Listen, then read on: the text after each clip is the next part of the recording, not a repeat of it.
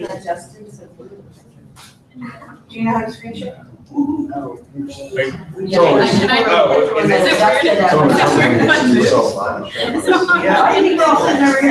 sit closer to you. But I said, I had all sessions, so weird. We like to do 3 shots. So can you group yourselves in 3 shots? Like on the break time.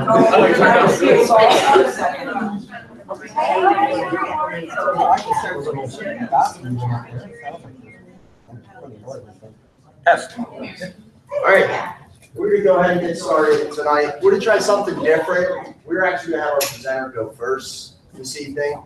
Our presenter today is Josh Davidson. He's a graduate of Egg Township High School as well as a graduate of Stockton. So he's back. I'll let Josh give a background about what he does. I will give you the timer that he is the CEO and founder of Dawg Studios, which he'll tell you a little bit about. And he's going to share with us tonight some different things that he feels from the professional entrepreneur stage that might be beneficial for students to be looking at and doing now in preparation for the real world. So with that, I'll turn it over to Josh. Do I have it screen share? Yeah, screen share. Cool. Oh, you're getting the question. It always happens that way. Yeah, no worries. That's how they did the offensive queen versions of it. Beautiful. Good. We're good. Cool. I see. How's everyone going? Good. I know there's a convention tomorrow. We want to go, so I'll give you quick. I'm going to condense 30 minutes to 8 seconds. No. We're rushing the second half of the meeting. Got it. So I'll take my time. It's actually, so I was here when like the campus was like brand new, so it's like blowing my mind, the deja vu to see like buildings where the parking lot used to be, and I used to commute here, so it's just I keep thinking about how terrifying parking used to be, and now there's like less parking. I'm like cringing. I can't even imagine commuting here, but it's awesome. Yeah, so I'll give the quick background on myself. I'm terrible at slides, so I usually don't do slides, so it looks like a novel. I know it's the cardinal sin of slides, but quick background on me. So yeah, I went to Egg Township, my entire K through 12.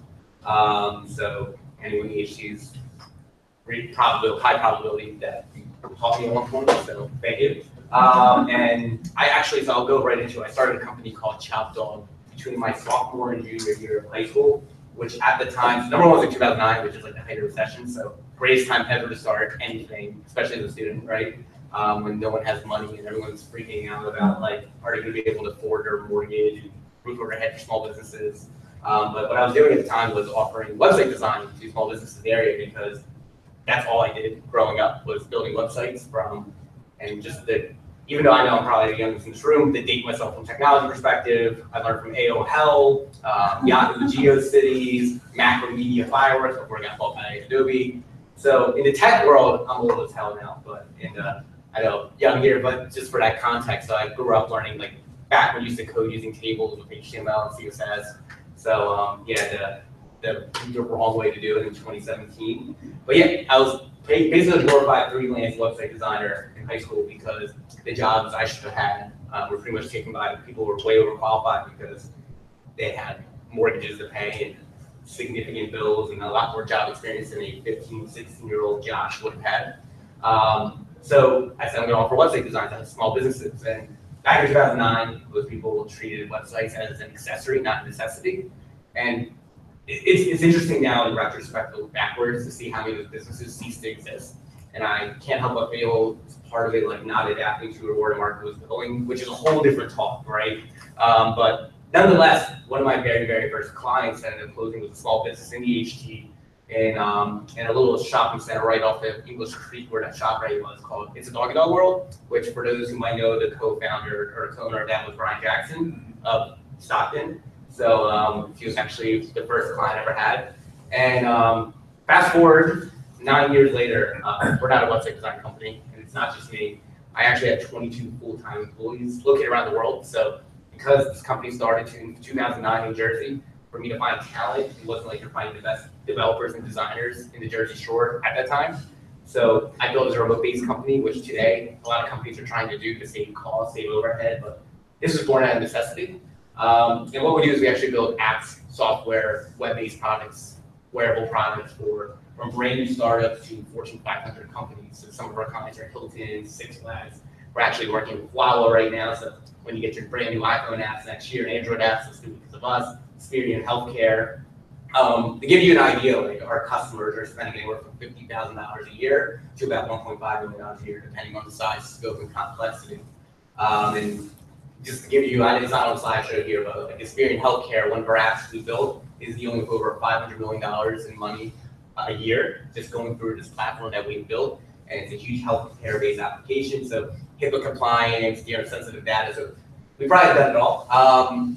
So mentioned, I'm just going through it. I've been personally now featured on Inc., Forbes, Fast Company, AOL, Technically, Microsoft BizSpark, Startup Grind, Startup.co. For those familiar with the startup scene with Techstars, is a huge incubator program. It's a partner with our company with Startup Digest.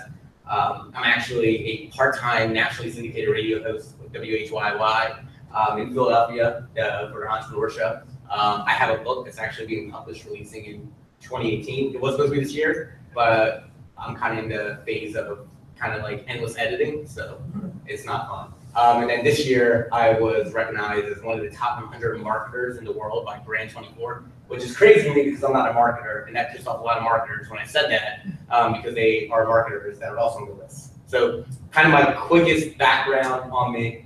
So I actually thought a lot about this subject because I've gone through school districts, and I was always fascinated with code and technology, and I was either the dumbest technical kid on the face of the earth or the most dumb technical kid on the face of the earth. So I knew enough to be powerful, and I knew enough to not know what I was doing, which I guess is pretty much computer science in nature. You always feel like you're the dumbest person next to someone else, but you're still always learning. But I was really thinking a lot in the context of the year 2017, especially because things have changed a lot since I was in high school and in college.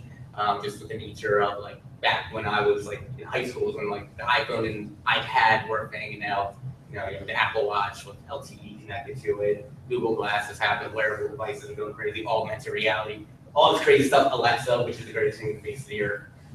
So it's completely different. But nonetheless, I was thinking of like different things that you can leverage and what would capture my attention as a young student, but also how to get people involved who maybe think of tech as basically binary code, not realizing the grand scope of just how much technology transcends into everything, which I feel is a really important piece, like our day-to-day lives. So I want to start with like, I broke this into 3 sections, I should go back. So first is like software websites that provide students explore to the world of computer science. And some of these you probably already know, but I want to give like real world things that we are using and things that you aren't already adopting your curriculum or leveraging are great resources that have real world application to it, which I felt was important. So I'm gonna start with Treehouse. So Treehouse is actually founded by a friend of mine named Ryan Carson, who before that founded Carsano 5. So I am a little biased here, but to give you an idea for those, just out of curiosity, how many of you are familiar with Treehouse? I'm just gauging. So some, this is an educational resource to learn how to program and code. In my opinion, it's the best one on the internet. So number one, what makes them very distinct is the fact that you earn badges. It's twofold. The founder of this, basically Ryan said, colleges are way too expensive to learn how to code, and by the time you're done, the programming language you're gonna learn is out of date because of how quick pace is moving, which is pretty fair assumption because just a couple years ago, kids were learning how to make Objective-C, and then Apple dropped a bomb on them called Swift. And we all know that one day Objective-C is gonna be phased out by Apple for Swift, and if you're on that, there's a good chance you're supporting a language that one day is not gonna be obsolete, but no longer the mainstream support. But that's how quick pace moves. Whole new language was brought to reality overnight at the WWDC. So his mindset was like, how can we decrease costs significantly to learn how to program? Help it so you can start from nothing, no technical backbone in your body to program, and then how can we maintain the quickest pace so when a new programming language is there, someone can learn it. And you earn badges. So the idea is like when HTML 4.16 is phased out from HTML 5, that badge ceases to exist. You can't learn it. So it's impossible for you to learn anything that's become outdated or it's going to become obsolete. Simultaneously, that quick, be able to put in a new curriculum for new programming languages. And Treehouse is incredible because it's the only platform out there that lets you do quizzes, learn how to code, has code editors built in, and it's also showing you real world practication. And they set up a way where you can't feel overwhelmed as a student because they really figured out the natural path from the most basic necessities to the most complex. And they also cover a wide range. They go all different programming languages. So if you think about it, PHP, Ruby, Python, Drupal, HTML5, CSS3, Objective-C, Swift, Java, all these, anything you can think of, they arguably cover. They even cover C++, things like that on there. But they do it in a natural progression, so they'll actually have paths to show you what you should learn before you learn something else. And then they actually have code editors on their platform, on their web application is an app. So you can actually in real time get instruction as you're typing. So it gives a unique user interface to help better educate you. That is a con to this one, it's not free. And I know the pain in the butt part about like, the school districts and money, and their cheapest plan is $25 a month per user. Now, they did have a school plan, and it was Team Treehouse, that kind of such schools for like departments to be able to communicate and get big discount deals. And they did have a program a couple years ago where they offered anyone with EDU email address security access, but I don't know if that still exists. So there is some limitations. Google invested in them a couple years ago, so since then they've really blown up. And it's incredible. It makes a video, real-time mentorship, web application, the ability for students to pick up where they left off at home, then back in the classroom. And the biggest thing I think I should mention with this one, a lot of companies like us actually take this very seriously. So we've hired several developers who learned through Treehouse and built real experience off of it. And I listed a couple of companies on here. So MailChimp, Vision, Box, Twitter, Square, MDB, AOL, those actually hired real people off of this. And there's a job posting section of Treehouse. That's how like hard but relevant your badges are and the skill set you're learning. And a lot of companies also use it to support existing knowledge. So all my employees actually get free access to this so they can reinforce and learn new things. To me, that's why it's the cream of the crop right here. It's the most eventful, where you're going to learn relevancy, you can track in real time, and their claim to fame is you can invest a couple $100, you can walk away with $100,000 a year programming job in Silicon Valley, and that's really the way they've been leveraging it. And the coolest thing is there's high school students, you go on a success story link, where kids did this in high school and they got offered $60,000 a year job while starting college, or right while still in high school, like being able to take junior level developer jobs, which is crazy. And I feel like you can start putting like real tangible numbers and real job opportunities in front of kids as early as 14, 15, 16 years old. That's substantial. And that also just a level up over internships, stuff like that. Imagine an 18-year-old applying saying, yeah, I'm incredibly efficient in Swift. I've built 8 apps for the iPhone today. I've interned here, like you're going to stand out. And they also have one more thing I'm gonna make a note of. They also have UI UX related courses on here. So they put as much emphasis in design related things as they do programming, which is often overlooked, which I'll go more into in a minute. It's a whole different facet. So I'm sure many of you have students who maybe are great from the functional aesthetic experience side of a product, but are terrible at coding, because great designers usually suck at coding and great developers usually suck at design. So you can even fasten and break your classes into different spectrums to cover it all, which I'll go more into because I think that's actually a really big thing. So there's a couple other ones. General Assembly, how many of you have heard this one? So they actually are from New York, but they started, if you look up, I have a couple friends of mine run a co-working space called Coworks in Asbury Park, New Jersey. They actually pitched the idea at Coworks years ago, and they shot it down at Coworks, and now it's this huge, enormous company. General Assembly is also up there. To me, they're just about the same tier as Team Treehouse and do almost the same thing. I was able to kind of reference a little bit more of like exactly some of the classes and curriculums they offer. With that said, they are pretty expensive. So you pay for a one-time access, and they're usually 5, 6, 10-week programs. So they're structured, and you're actually dealing with direct, like extra teachers, extra structure because of that. But the reality speaking is, it is like $1,000 to $2,500 depending on what class you're taking or what program and the length of it. And that's a substantial amount, and I'm not naive about that. So ways you might be able to leverage this here is maybe you pay for one and get them access to all the students and they share an account, or maybe it's a tool in order to learn a curriculum and really think about how to translate that to your class. But General Assembly also helps a lot of people get instant jobs, really solidify skill sets. And I should mention, for both of these two, a lot of people late in their careers that want to get in tech use these resources. So there's a lot of proof in the pudding with these, and why I feel that there's such a valuable skill set. If you can, and the reality is not teaching anything different than you would teach someone who's brand new in coding, period, what age. So I feel because of that, the practicality here and where you can turn around is huge. But the reason why I mentioned Treehouse is my personal favorite. If your students can actually earn real badges on top of the class, that's a real thing to put in a resume, their portfolio, and leverage that real companies can actually take seriously. And there's job posts on that website so they can use their own account with their own badges to apply because they fit the criteria, which gives them a huge competitive advantage.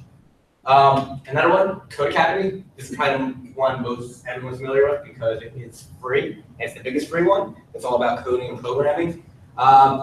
Great resource to learn, but this is more do it on your own type of learning, right? And that's the one con to that. Means there's no direct mentorship to it. Their curriculums aren't as quickly updated because they make their revenue through different methods. They still trade seriously because of their brand, but you're not going to deal with a Treehouse where Apple's going to announce Swift and a week later they have a Swift curriculum where iPhone 10's announced and there's a whole new UI, UX for iPhone 10 back ready to go. So it's a much different pace that you have to be ready for, but this could be great just for leveraging if you aren't with your students already because it's a completely free resource. And you can still incentivize your students to get accounts on there so they can track, pick up where they left off. Huge. And then lastly, Khan Academy. I'm sure everyone knows this one. It's great. The founder story is incredible, but it's nearly identical to Code Academy, except they're even more spread out. Khan Academy, you can learn anything that is anything on the face of the world, pretty much, it feels like, the curriculum. So a couple paid resources, a couple free resources. I try to actually go in the order how I felt from what I feel is most substantial for impact to least.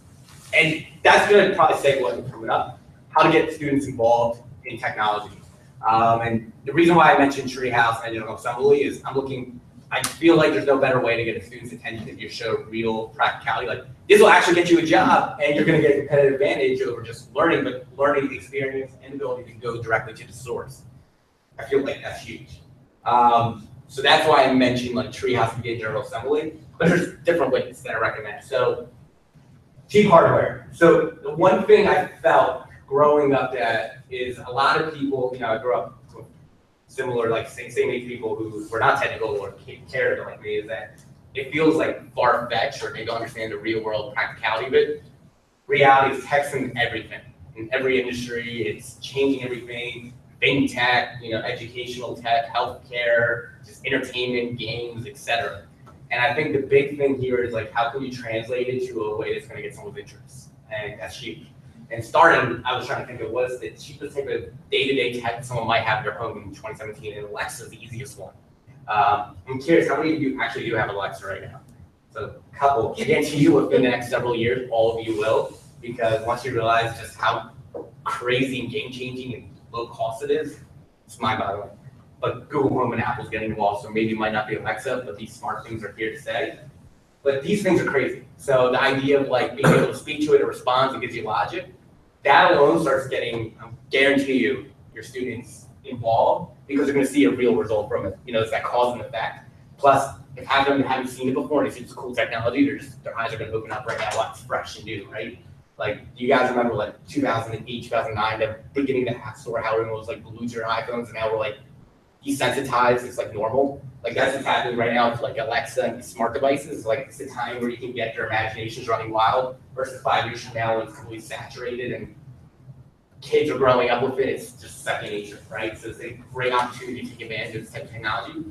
But I mentioned here, there's number one, you can do very basic things if you're trying to just introduce to cause and effect, if this then that. So literally you don't have to teach coding to begin with Alexa. They teach how the coding logic that you use day to day is in here. So basically using just the Alexa app and if this and that, teaching how it can respond to different devices. So for example, just my own home, I have it connected to my speaker system. And I can say, Alexa, play Led Zeppelin will play, cause and effect. And it's going to a completely different system. It's actually using 3 systems. It communicates to Spotify, then to my speaker system, using Alexa instantly. And you can start teaching that practicality. But that's how coding works, right? Like you think that's how code works. So you can trickle down and actually start incorporating this is how actual programming works. And then you can actually teach how to code to Alexa, which I feel is really cool. So basically, once you're able to show cause and effect at that most basic level, you can then go to that next step. And Code Academy is a free class, fully free, on coding an app for Alexa. So you can train it to do whatever voice activation you want. And it could be as that simple. So you can start saying, like, now I got your attention, and now you're trying to understand a basic concept. let's break down the most basic fundamental of coding to this device. And to me, there's the freshness of this type of technology right now. In a couple of years, every kid's gonna be desensitized because they're gonna grow up with it. And that magic that is technology, when you have that first magical experience, is gonna be gone.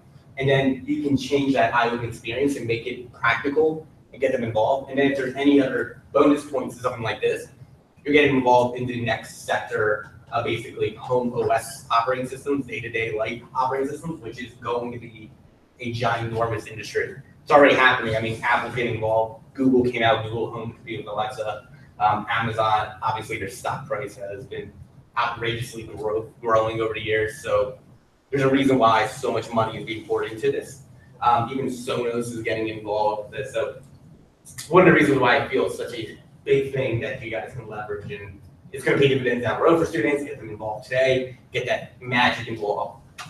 The other thing, virtual world to reality. So augmented reality and virtual reality. So again, you notice my theme here is get the technology that's about to be mainstream, that we all know is going to be mainstream, but it's early enough that a lot of students might not be experienced to it yet. But it's also, once you learn it, it's not very daunting to bring the most basic levels of it. So one, leap motion, that's the idea of like being able to use your movement, your hands, to interact with your device around you. And this is really cool because you can also start incorporating hardware. So a lot of times when kids think tech, they think code. It's not just code, like there's a whole hardware element of it. Maker spaces are now a real thing where people are building hardware. Raspberry Pi to get to in a second. So it's a great way to start not only getting that magic of new tech and getting them involved early, capturing their imagination, but that practicality of being able to play with it and learn from it. 3D printers, which are dramatically coming down to pricing, as I'm sure you've all seen. There's still so many kids today that I talk to that don't know they exist. And that is literally like Back to the Future matching to them, where it creates something out of nothing. And that is a huge space. And then Raspberry Pi, for 35 bucks, you can literally program whatever you want. And if you can get very soon a Raspberry Pi and teach them over a year how to code to that, give them at the end of the year a tangible asset they can hold in their hand, even though they learn how to code, deal with hardware. To me, that's incredible. Because that's something they're going to remember. It's not going to be like lost on the World Wide Web or lost on their internet when it gets wiped out in the year, when the hard drives all get wiped out. It's actually something tangible. I think it's a big thing. You know, it's a common theme out there. Freshness here. It's like, how can you get them actually involved with it and kind of show their imagination level and things that are kind of brand new and fresh. Then mobile mindset. So another thing that I always think about is like, where's the market going? And mobile is still just begun as far as the landscape. Even though it's completely mature, mobile is, so many people still focus on older technology, and I get part of this because once you get a set curriculum, it's easy to do that. But mobile is where the world's going, and it's such a quick pace industry still, right? Like how many new devices coming out to like Face ID and the ability to use new technology for the landscape or using augmented reality. So I really encourage you all, like if you want to set up students for success and in a way where they're gonna understand because they have their own device doing it. Because when I was in high school, I didn't have my first cell phone until sophomore year. Now I know there's like my cousins who are like 3 years old have their own like iPhone 4, which is crazy. So they're growing up with this now, and they're getting phones now, and I'm so jealous of that. But nonetheless, you can take advantage of that because they already understand the power of what mobile can do. And honestly, I'm willing to bet if you had a class that said Introduction to Coding for iPhone or Android, and things like that, you're going to have this going to book up overnight because it's so relatable. Who doesn't want to learn how to make an iPhone app or Android app? It can't be general like Introduction to this generic programming language or just a big programming language thing, because how many kids have no idea what Python is until they understand what Python is, or Java or JavaScript or HTML. That's not relatable. What's relatable is hearing the word iPhone, Android, and go mobile to do it. That's honestly the easiest way to get them involved and have your classes completely booked and people paying attention. Like by the end of this class, 1 year from today, your final project is you're going to build an iPhone app and submit it to the App Store for real people to use. And that entire class is building up to having an iPhone app out. And you can teach how to design, how to code, how databases work, how API endpoints work, the idea of communicating to a server. And you can still keep it very basic, so you're teaching every aspect. And by the end of it too, students can start learning what part of building a product they're into. Maybe they're more into the front end side, the back end side, the design side, the database side, the algorithmic side. You can actually start putting emphasis on different parts and you can really start seeing what they're interested in. And then if you want to branch to that next level, maybe the AP classes are just the one piece of that part of programming now. So maybe it's now AP to database architecture, AP to Swift, AP to UI UX. Now you can start actually segueing from what was a basic class, teaching them all, and now going hardcore next level from what obviously got their interest and maybe they excel at the most in class. And then the reason I put for mobile, because you can use emulators on devices, your ability to get someone's attention. To me, this is like the biggest no-brainer.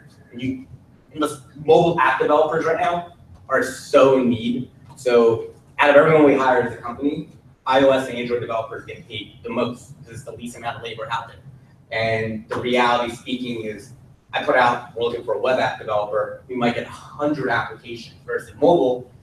Their great developers are already taken, and the only real way to get great developers is either you're going to take on a prospect like a baseball team, which is risky, or you're poaching, which is incredibly expensive.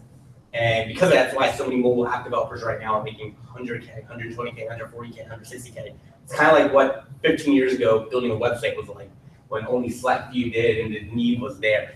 And now it's getting more even special skill set if you focus on certain things like API side, database side, security side, what this.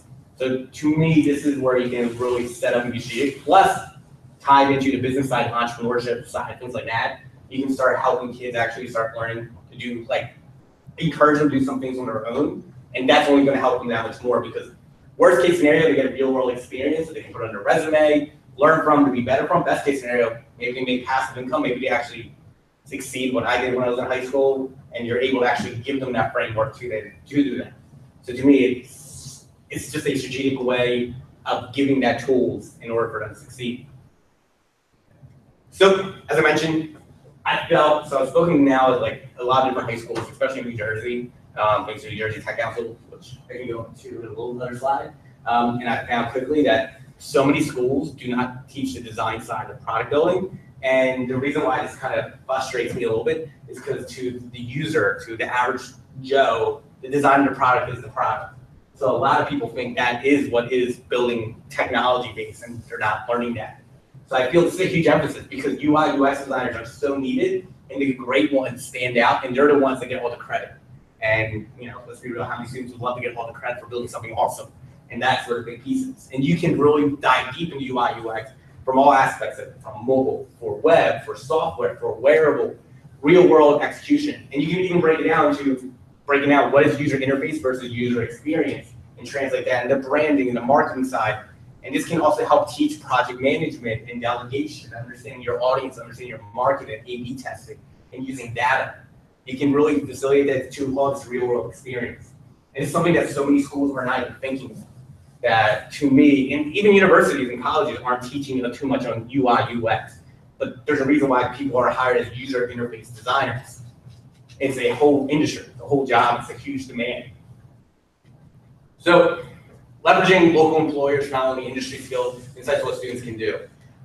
This is honestly one of the big things. If you also want to get kids involved, have real people in the real world, talk to them, it's gonna be relatable. So like, number one, you're an hour away from Philadelphia, right? Most Philadelphia tech scene is incredible. So I actually live in Philly now.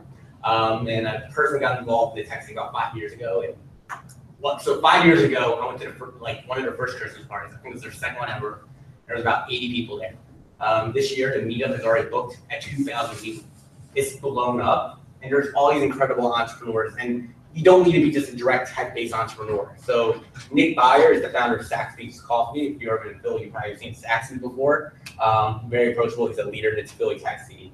That's just one example. Anthony Meyer, former professional soccer player. He ended up, when he retired from soccer, he had this money. He wanted to get involved in helping businesses. Grew up in Philly. Started this company called Benjamin's Desk, which is a co-working space. And Benjamin's Desk opened up multiple in the city. Recently got acquired by 1776 for about $55 million, where now he's the CEO of 1776. Another great resource. And these people are just two names that just spitball right off. Some of the most approachable people on the face of the earth who just get back. In fact, Nick Beyer is the head of the board for Big Brothers Big Sisters in Philadelphia. Give you an idea like this, they're just give back first mentality these people are. And once you get involved, you can network like crazy and get these people to come to these classes and teach about like how they're using technology and what their background is. And a lot of them, like Nick Beyer, started his company while he was in college. Anthony Mayer, he played soccer professionally, stopped and realized I have no real world experience. I don't want to just be retired and I want to do something to give back to my community. These are awesome stories and they're very relatable. You know, and it's not even just in Philly, which I'll get into in a second, but you can even reach out to New Jersey. There's so many great resources here. And these entrepreneurs, it's right now being an entrepreneur is almost like a superstar. Like back in 2009 when you told someone you're like an entrepreneur before Facebook and everything, you might as well have told them you're going to go to a back alleyway and do some very inappropriate things. Like the market's really changed, right? And it's very relatable, it's very cool, it's something that students are going to want to be into, and it's going to be perfectly tech-based, like Saxby's Coffee, for example. The coffee, what does it do with technology? Well, everything. Built internal infrastructure for how they handle their inventory, handle employee tracking, know how many people are going to a certain area. And this is very relatable to teach back to the real world of what they're learning in different classes. There's mobile ones, that sort of thing. Then there's also Philly Startup Leaders, which only started about a year and a half ago, and their goal and mission is to bring more people into Philly for the workforce. So what is their incentive? They would love to have help bring and teach people in New Jersey on about like why to get involved in tech, because they want that labor to eventually come to Philadelphia and surrounding market. So they're very much incentive to give back and do this because they know in the long run, 5-10 years from now, it's going to pay dividends down the road for their employers. And they're very approachable. That's their entire job. And then the biggest thing that employers and schools are just starting to get involved with, so like Drexel and UPenn last year actually started taking advantage of this. Philly Tech Week, it's an entire week in the city of Philadelphia dedicated to all things tech, all things. And it's the entire week. They have over 10,000 people come to the city every year. And there's events going on every single part of the day, every day. And some are conferences, some are like conventions, some are webinars, some are workshops, some are networking. Obviously not all relatable to students, but they're able to leverage getting students exposure to that, especially some of those like conventions things where it's like going in and getting people involved in tech or getting a high level if they're already showing signs of interest. That's huge. And I also, my opinion is the more you can show like there's communities and there's huge networks and this is a real thing that people in the real world getting hundreds of people to do, the more relatable and impactful it's going to be when they're young and impressionable to go and pursue this career path. So it's huge. But there's also New Jersey. So recommend this screenshot. His name is James Berard, he's the president of New Jersey Tech Council. NJTC's entire goal is to help foster tech in the state of New Jersey. And what I mean by that is one of his goals is to help schools bring more knowledge, teach more about tech. So there's more tech companies being started in New Jersey, more tech employees staying in New Jersey, not leaving the state. Employers are getting more talent and not leaving the state of New Jersey, bringing more tax revenue to in New Jersey. Even though if you look at their address, they're kind of like closer to like a little almost north of New Jersey. He personally lives in Cherry Hill. So he's South Jersey in his heart. He's a really, really good guy too. But he's someone, get your schools involved because he will give you all the resources. Because that's again, his incentive, his job. And I think something that schools should be leveraging left and right now already. So I kind of again hinted at the subject, teach where the market is going, not where it's been. So that's the big thing, is like, I remember sitting in certain classes learning binary code and C# and like things like that. And it's completely unrelatable because I've, since those classes years later, I've never used it again, was using it before. And honestly, when you get to kind of coding, you can't see the bigger picture of or how it's going to be relatable, and you're not going to think about it. So encouraging to go where things are new, exciting, makes things work, where it's clearly where the market's going, to me, is a no-brainer when you're teaching your students, because you're also putting them up for a position to succeed. So you're teaching how to build iPhone apps, Android apps, iPad apps, web applications. What you're doing is you're giving them not only teaching them, but things that are going to be around for the next 10, 15, 20, 25, 30 years that are going to be desirable. And you can actually have real world practicalities they can put it onto the internet and actually have other people use it, see it, behave it, and learn from it, and even outside class, work on it. To me, that's so relatable. And then you got these incredible tools like what's on my wrist right now, how powerful a machine this is, even though it's just a watch. It's crazy. And kids are now wearing this in class. I mean, I have that 10 in my pocket right now. This thing is more powerful than what my first MacBook was in the palm of my hand, right? So it's unbelievable. And you can leverage it because students already have a lot of the hardware that they can teach for. I realize that all of them do, but it's also not the same as it was in 2009 where I was getting my first smartphone and the iPod Touch and the iPhone 3G and LTE wasn't a thing yet and Wi-Fi was terrible, and you know, things have changed, and you just adapting to that and encouraging students to also pay attention to trends and where things are going is going to set them up for a position of success. And yeah, that's kind of like the high level stuff that I was comparing that I figured might be relatable. So now I'll open the floor to questions and start the Q&A process. I do have a question. Yes, sir. When you were talking about Treehouse and students earning the digital badges and everything, I guess my main concern is that, I've seen people sitting together taking assessments and stuff, and literally one person helping another person through an assessment. Is there like eye tracking software? Like how do you know that they are the ones that did it? No, that's a good question. It is a good question. Yeah, it's, there's definitely no eyes because it's a website today, right? It's a web app. The same if you go to facebook.com, the web browser. And everything gets their own account. So yeah, in theory, it could cheat or things there, but it's honestly somewhere I feel like I'm looking at the future putting into a position of success. The ones that take it seriously are going to be put in a position of success, right? Because they're the ones that are actually taking it seriously, understand what the results are, going to be put into a better position than just learning how to code. And then learn how to code and have real world backbone they can leverage for filing applications, seeing job opportunities, being able to network. So yeah, some students might be able to gain systems that can get better in class, but they're not going to then take advantage of the tools they're learning. Versus the ones that can now take advantage are going to want to take advantage of it because they understand what the results will be.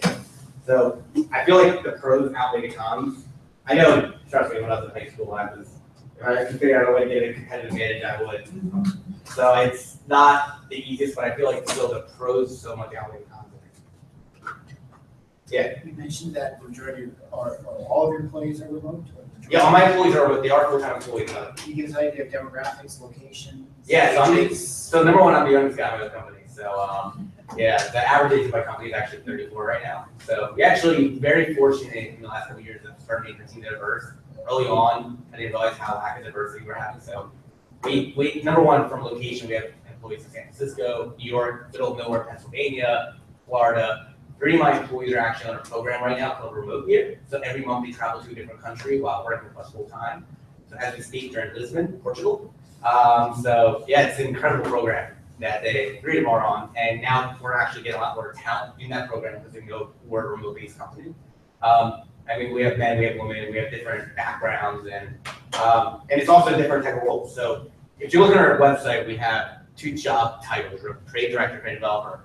But it breaks down dramatically in there. So like trade developer means you can be a mobile developer for iPhone or for Android. You can be a backend developer. You can be a front-end developer. Your entire role can be just security and encryption. So we have someone's entire job who is make sure, like with our HIPAA compliant clients, that we are breaking any rules and regulations and being compliant. With designers, most are UI UX, but we have 1 or 2 that focuses completely on just branding and marketing and strategy. So those are the main backgrounds there, but I also have an executive team. So for the sake of transparency. So I have a full-time chief marketing officer. I have a full-time chief technology officer. I have a full-time chief product officer. And then my role is CEO. So I oversee the bigger picture, make sure the team's doing the right thing at the right time. And I'm also part-time, I guess you can say, business development with our clients directly. So yeah, it's kind of like the overall spectrum, what our team roster kind of shape of the big. Almost entirely United States based. Everyone's US based, so we don't have anyone outsourced, and everyone's salary position too. So benefits, and yeah, so we get ideas for the tools we leverage in case you want to leverage this in your own classrooms. How many of you have used Slack out of curiosity? There we go. So Slack is what we use as like the bread and butter that runs your entire company. Channels. So if you're like, and we're not the only one. Most major companies are using Slack. It's one of the reasons why one of the quickest growing $1 billion evaluated companies in the world. So like you can totally leverage your students, use the free version of Slack for project management, communicate with each other, be able to communicate offline. You can monitor the communication so you can keep it appropriate, keep it in-house. So it's a cool tool, but we actually use that. So that's like what we use. And then another tool we use, and I'm sure you all use, is G Suite. Google Drive, we use the spreadsheet, we use the Word docs, all that's internally what we use as well. We also use the server for our emails, but that's another thing. So we're actually using tools you can leverage today as a company. And 9 years ago when we started, we were using things like TeamSpeak, Skype. We used to be completely unreliable. We actually built our own version of Slack before Slack, and who knew if we actually pursued that seriously, what it could have been. We called it Whiteboard, so we realized there's tools already called Whiteboard that exist. So we built our own stuff internally to solve problems. Now, running remote is easy. But I should mention, we get our employees together in person twice a year. So we just did it in June. We actually had every single one fly out to Philly, and we did a day of, we rented out an entire go-kart place, and then we did axe throwing, so it was BYOD axe throwing, which is just as incredible and dangerous as it sounds. And then we did barbecuing in Fairmount Park. So, and we had everyone down, and we're already planning our January get-together at a conference called Startup Grind in Mountain View, California, that we do every year. So we always try to change it up. We try to do one on the East Coast, one on the West Coast. Like next year, we're going to probably do more East Piers in the summertime, get everyone down the Wildwood for a day. But yeah, kind of gives a quick background there. So a client comes to you, they give you an idea, or they say, I want a mobile app, and this is what I want it to look like, and this is what it like. You know, I'm just curious on. Yes, we deal with a couple different, so that one's the startup world, which we definitely do. So we get a lot of companies, or a lot of startups, I should say, that say, we believe we have a solution to this problem. And so I'll give the logic to understand the value proposition and how our company's structured. Their logic is, why should I go and hire 3-4 full-time developers, a designer, a project manager, and I'm not even technical. And maybe I'm gonna make the wrong decision, I have no idea what I'm doing. And if I'm even technical, understand what I'm doing, that's a $500,000 investment to start a company. That's more than most people can just go and safely afford. So why can't I hire a company like Dawg that already has the team, the chemistry, the process, the servers, the infrastructure, but pay them only $50,000 to do the same result, and pay as you go, so I'm never on the hook unless for a service I need. So to give you an idea, one of our clients is called Plot. To give you an idea about Plot, and it's honestly one of the most moving clients we ever worked with. The founder's name is Justin Lee. He worked in Goldman Sachs in New York City, which is a very high stressful job, a good paying job, high stressful. And he gets a call one day, and his phone kept ringing, kept ignoring because he's working. Finally, he's like, who's calling me 8 times in the middle of the business day? Finds out both his parents were killed in a car accident at the same time. And his brother was also in the car, dead as well. He's the last of his family. This is the news, and on top of that, you're now responsible for all the funeral arrangements because there's no other immediate family. And all this is thrown on him at once, and understandably, he has almost like a nervous breakdown, right? Like that's a pretty dramatic circumstance to go through. And he had to deal with calling different funeral homes, pays, rabbis or priests, and plots of land, telling family, telling friends, transportation, lodging, during a time where he has the most stressful job on pretty much the face of the earth, at the same time that he's trying to grieve the fact that like his world got thrown upside down. It's a very dramatic experience. And at the end of it, he said, this can never happen again. Why is there not a better way? And he realized, why isn't it in the year 2017 where I can just go online, here's what happened, I need a funeral plan, boom, done, I don't do anything. Here's my budget, here's my religious preference. And he built it. So he reached out to us and said, here's what I'm trying to build. And we spent 10 months working with him and built this application where you put in, here's the deceased, here's our religious preferences, here's my budget, here's where I'm located. And automatically, in real time, will say, this is available, this is available, this is available, this is available, based off both availability and based off the algorithm telling this is the highest rated, based off experience. And what's happening is he's producing all this revenue for the funeral industry that they otherwise would have had to hunt for, saving them time in the discovery process. He's forcing them to be more competitive because of the fact that you're going to be rated. If you get a 1-star rating, you're not going to get as much work. And then you as a consumer not only can save money, but go back to grieving, dealing with real life at the same time versus spending what is hours a week dealing with that. Because now it's just done, taken care of, and that's that. And the messenger dealing with all of them are happening right on that app, so you don't have to do much. And it makes sense. It's a very 2017 way to deal with the funeral process. And that's a real example of a startup that we work with and a real problem that's solved through it. But then we also have a company like Wawa who will meet and they'll turn to us and be like, our iPhone app sucks. Our customers hate it. It crashes half the time. It doesn't work. Play nice for software. We need to fix it. And that'll be another client that we'll work with. But that's not a startup. That's existing infrastructure that we have to support. Or a company like Experian Healthcare, we're a $2.4 billion market cap, and we somehow still use file cabinets for half this data.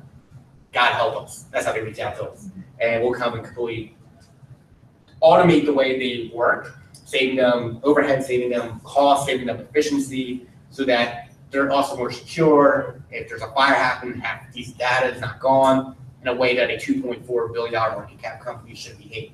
So those are all different scenarios of the type of companies we work with. But we're pretty much positioned as their outsourced CTO and technical team for these companies.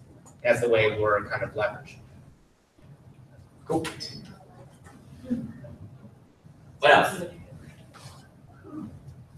you take any money in the back end, or is it all? We have taken equity, so we've taken equity stance on a lot of our startups. We won't do it with Fortune 500s because they would tell us to go away, for obvious reasons. So except for Like stock. Dawg comes and says, we want a new app, you say it costs this much money, and that's the deal is done, or then? Yeah, so we are actually unique in our business model. We're a set rate business model, that's scope of work. So when the scope changes is when we change the cost, and that's it. It keeps our clients honest, and I built this business model with the idea I want to be treated how I would want to be treated on that side. So this fair and transparent business model. So if you turn to me like, can you lower your costs and saying no, it means either I was trying to screw you over to begin with, or I'm going to screw my team over. This is a way to keep it balanced, and you know, that was the way the model was built back then. It's really made us stand out, became our competitive advantage because we're not estimating hours. We're pretty damn good now at identifying what's going to take to produce results. We have a very, very specific process. It took 9 years of really learning by trial and error to know what translates to success that we look and communicate with clients. This is the process that we work with that's going to take you to the end result, which is, again, a lot of easy testing, trial and error, hypothesis, and new technology that makes us more efficient and better. And yeah, that's that. And for the highest level, that's the way we work. It's a very basic for some of these big projects we're doing. So I like to call it organized chaos because in the ground level, there's a lot of things happening, but at a high level, it's very structured. And we do it all. We've done IoT, we've done hardware, we've done software, we've done web, we've done mobile. And that's why if you look at our like branding and everything, we're not an app development company. We're not a website development company. We're a CTO plus technical team for hire. And my belief is because we're in the modern day industrial revolution right now, where everything's being disrupted by data, algorithms, smart tech, artificial intelligence has only just begun for where it's going to be. And I think that's another thing, it wasn't even mentioned here, but you can start pushing that type of stuff. Like that's where the future's going. And it's not just robots I'm talking about, but like software, knowing before you know what you need and doing it, right? Chatbots is a very useful thing that deals directly with that. So our job is, we believe for like every technical company out there, there's 10 non-technical companies. But in 2017, and especially in 2035, you have to be technical in order to succeed, or you're not going to survive. It's the same way like right now with face the internet, every company has to be a customer service-based company. If you're a customer service company that does X, but if you're not a customer service company, you will fail no matter what. It's just the way the market now is and the playing field that it is. So it's our belief that every company is going to be a technical company. Doesn't matter if you're just small bakery on Main Street or if you're the size of Comcast, you're going to have to be somewhat technical. And issues for a lot of the smaller ones, the entry level is too high, so we can lower those costs dramatically for the same result. So yeah, back to the students. What's the smallest kind of company that you deal with? I mean, we still have some, we call it legacy clients, and we still have small businesses we work with, but today it's really brand new startups that are probably our small. And yeah, we really haven't taken on any clients in the last couple of years that's under 50,000 value. We actually partnered with other companies over first because there's a baseline amount of work that even the smallest company needs. And there's after a threshold, we realize the amount of work needed is this much for the value. So that mixed in with, we're very lucky. So like Clutch in our industry is the most recognized directory there is. And we are not only #1 rated in the city of Philadelphia, we're in the top 1% of the world for all of you. Which is crazy because we have less than 50 employees. Everyone else that's in the top 1% has like 250 plus. Some has like 10,000 employees. So we have this very like boutique approach to what we're doing. That's completely different than everyone else. It's really making us stand out. But yeah, because of that and given our market, we didn't want to outprice those that need our help, but we wanted to find that right price point to where it was serious enough and the value's going to be there and being able to produce the results that's going to be needed. Weaknesses of people that are applying to work for your company. Yes, so there's two things. I'm going to give two answers here. One is, and going back to students, which I think is going to be hard to do, which is the personality itself. So usually when we're interviewing someone, we've already recognized their portfolio resume stands out to the point where we want to talk to them. It's the reality of it. So we're no longer, I mentioned, everyone has to be a customer service company in the year 2017. We don't hire anyone unless we know they could speak directly to a client and represent us 100%.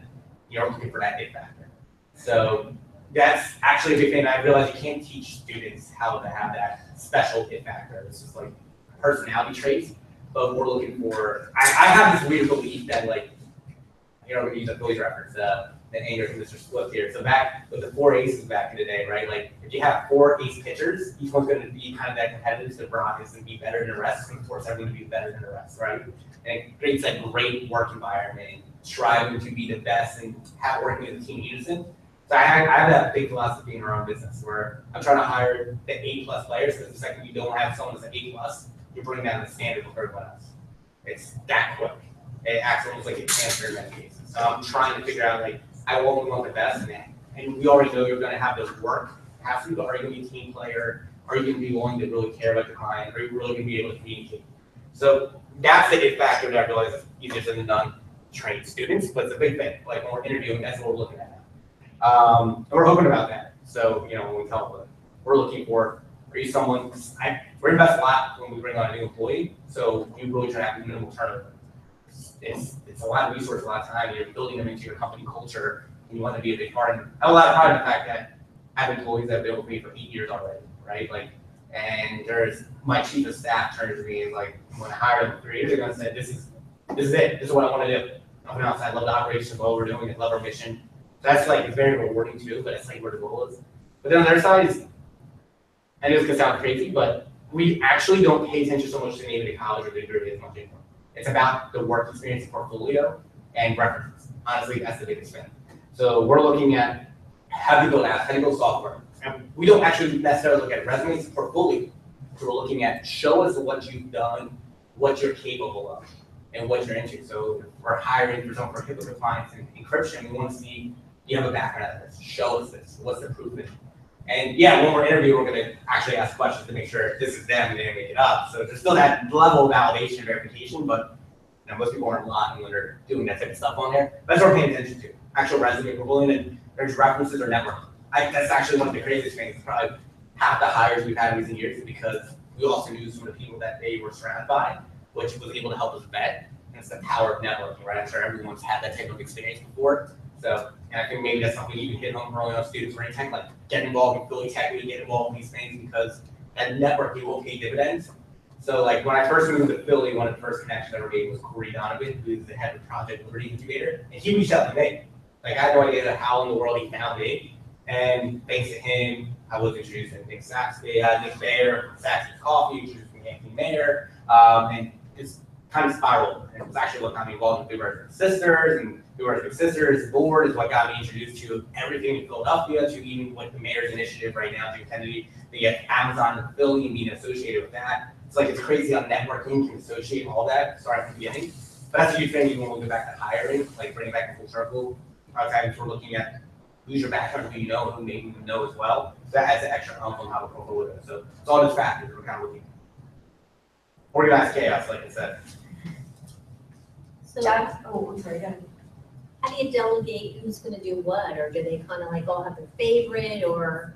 So when we're hiring now, we're looking at what did we suck at and hire those going to be great at that. So that's how we do it now, which is the best way to do it. Early on when we were hiring was like looking for people that can work with labs.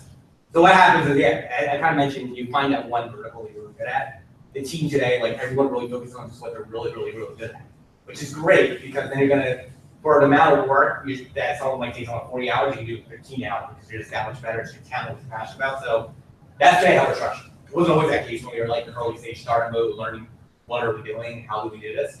But that's really, again, using baseball analogy, we find a hole and we plug it. That's like the way we're working as a company, and it's really worked well. So that's why I mentioned like find those facets, because tech is very, very, very broad, but the jobs are very, very, very niche. And you got to be the best at that niche. You're going to stand out because that's how it works. So like you find the best UI UX designer, that's great. Then you find they're really passionate about consumer-facing UI UX apps.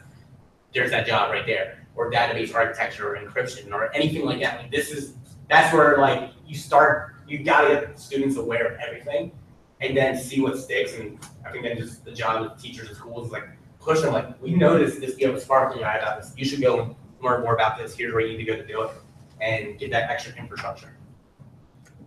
I was just going to say, Josh and I were talking beforehand, and I realized that I taught him computers in 3rd grade. So number one, I want full credit. But also, but honestly, like he doesn't even remember me, but all of a sudden, about halfway through, I like literally pictured you at 8 years old.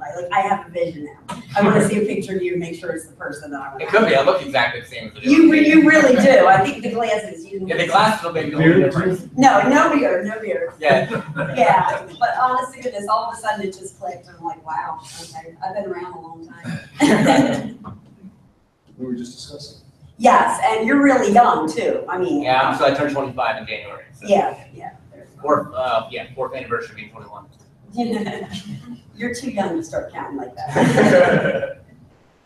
What else? What other questions can I help with? I want to make sure I give as much value as possible. So user interface, like where are they getting that kind of exposure? So think about everything has UI UX. So this is like the most important thing. Like Apple Watch apps have a completely different UI UX approach than iPhone 10 versus Android app versus a web app versus traditional software versus Amazon Alexa. The user experience is communicating to it. That's the user interface layer versus hardware to look. So you have to start first that general concept of like, what is UI UX, which is what is the user interface, what is the user experience, or what does that mean? And then once I feel you break that down, then you find out what captures their attention. Some are very good at consumer facing, some B2B facing, operational facing, some behind the scenes that makes the magic happen. So that's where you kind of apply. It's like, go to hardware. Are any of you familiar with maker spaces? You ever heard of that before? So a couple. Those places, I would send students there in a heartbeat if you could. Like there's Next Fab in Philadelphia. Because I get to see people working with wood shop and then working with 3D printers and then working with like chips. It's just incredible. It's another great exposure. But even that is part of it. It's like user experience. Like Apple engineering treats building their products with UI UX involved, right? Figuring out how does the hardware and software work together. So like you just have to first define to the students and teach them the concept of like everything you do interacts with that, and that's what you associate as the product or as the company or as the service. And then you figure out what are those verticals can you teach them and which ones stick out that they want to learn more about. So I definitely, that's the easiest one for me to break down to the highest level because everything, I mean, you can even trickle down, it doesn't have to be technical to have a user experience. Like a chair, go bring forward the lifestyle, like what's the purpose of a chair? Why was a chair designed this way? That's the logic that goes into software and technology today too. Yeah.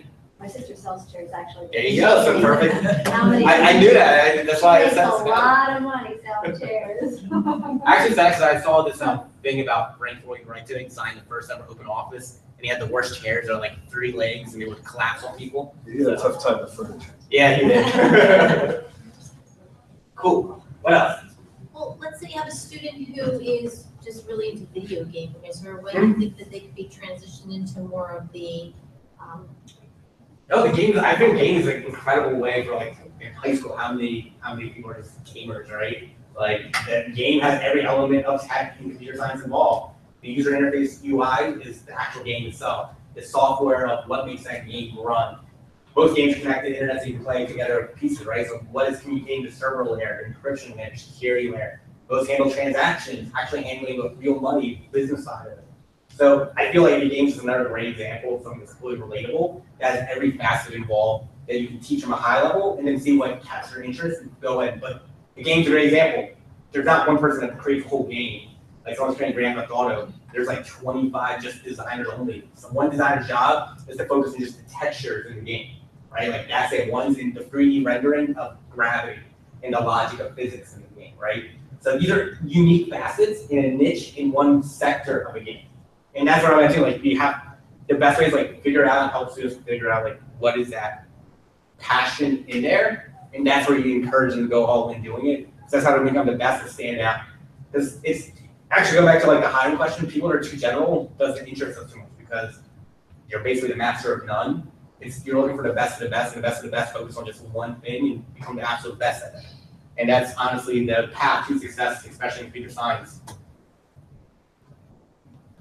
I guess that's confusing because tech changes so quickly. It does. So that I feel like that you've got to keep pace with everything else. So this is both a blessing and a curse in tech. So like this is where I really think you need to think ahead, like what's going to be relevant for years to come. It's like mobile. So UI UX is changing every day. Just let's take the iPhone for example. You guys remember iOS 7 a couple years ago where it radically changed the aesthetical appeal of what iPhones look like today? That's going to happen again in a couple years, just a natural course. But that's part that didn't change the definition of those jobs, but it changed the complete trajectory of what is mainstream with what's relevant. And then UI UX changed today. So like my iPhone today, I just stare at it, unlocks it because it's using Face ID to recognize my face, right? It's a whole new UI element encouraged. So now banks, financial markets, tech, they're all going to be building around this facial recognition because it's so secure. So part of it too is you become the best of the best in a very little niche. Your job is to stay relevant and be ahead of the curve and take advantage of this before other people figure out how to do it.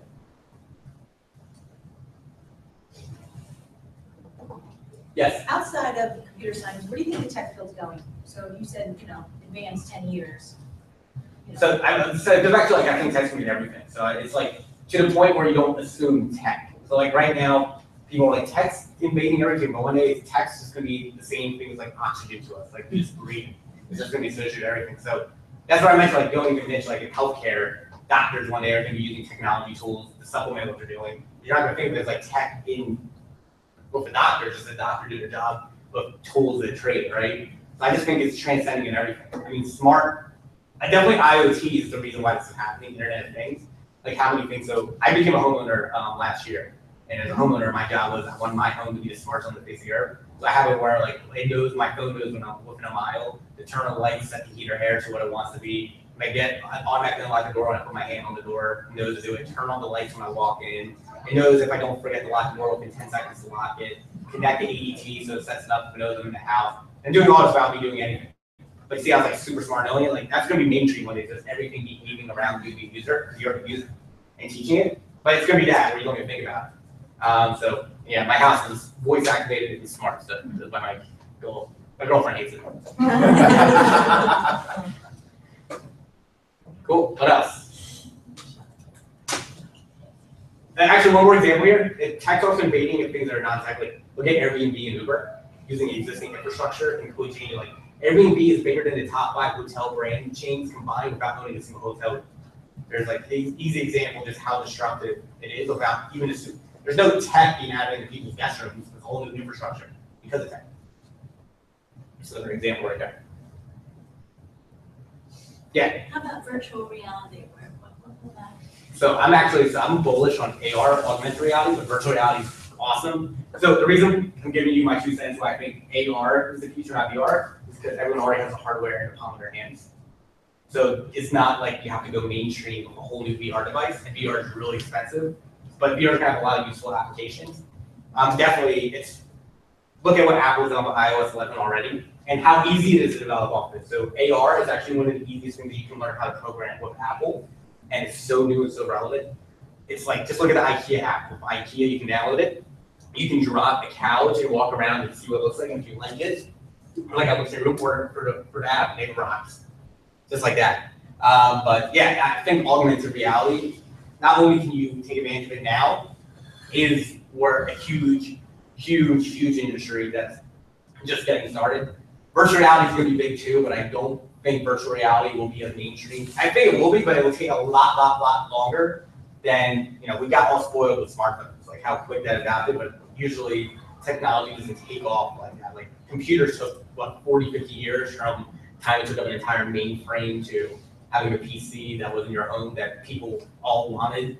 And back in the day, you used to have one computer. Now most people have a tablet, smartphone, 2, 3 computers, and one lying around in storage. So I think it's going to be a much longer time to see VR hit that point where it's matured. Besides VR, what do you think is overrated? Overrated. This is going to be an interesting answer. Computers themselves. I don't think computers are going anywhere, but computers are like trucks. They're like your need for specific skill sets and jobs and requirements. But I think the next generation is only going to need a smartphone and a tablet. They accomplish what we're used to using computers today. Computers are going to be really used for hardcore, like specific jobs, like, why use construction with pickup trucks and stuff like that. So they're not going anywhere, but I think they're overrated today for the average consumer market.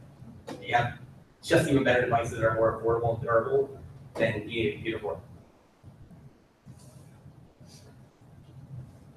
What else? Can't slow you down. No.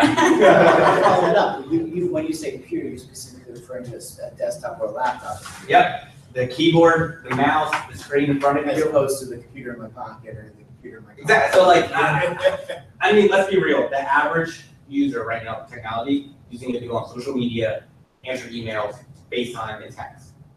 You don't need a computer to do that. And almost every company is going mobile first today because that's where the market's going. So there's a mobile app, including from buying, like we heard today, almost probably every bill you could pay using a mobile app. Everything you need is accessible in a mobile app. How I can grocery shop using a mobile app. It's Instacart, right? And Amazon. So you don't need a computer in 2017 to function in today's society whatsoever. And I guarantee there's high school students right now that are those early adopters who say I don't need a computer. And it's the same like I don't have a car today, so I don't need a car in the city. It doesn't make sense, and that's become a very mainstream in the city right now. And so, but it's the same thing with computers. I guarantee it's going to be a generational reaction to like kids who, I'll say anyone under the age of 15 right now, they're going to be the first people you start seeing like they just have a phone or a tablet. And that's it. So you took the $70 Uber from Philly? No, I borrowed my girlfriend's car today. I was going to take the train actually, and Uber from the train to here. So. And what? I did have a speaking gig once where they flew to San Jose and they said get an Uber will reimburse you. And I took it to Uber from San Jose to Oakland, which is like an hour and 45 minutes. It was like $180 Uber ride.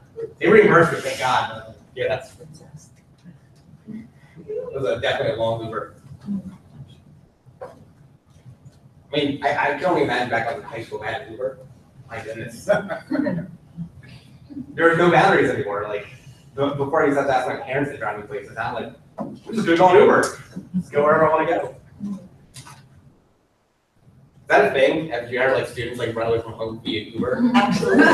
It's funny. Some of our Uber drivers have said that they're routinely pick up 7 or 8-year-olds whose parents just call them Uber and Jesus. they need to go to sports, they need to go to here, they need to go there, and I'm like, wow. I mean, and you have task driver too, so like you can get a task driver out and pick up your kids from school and bring them home and stuff as well.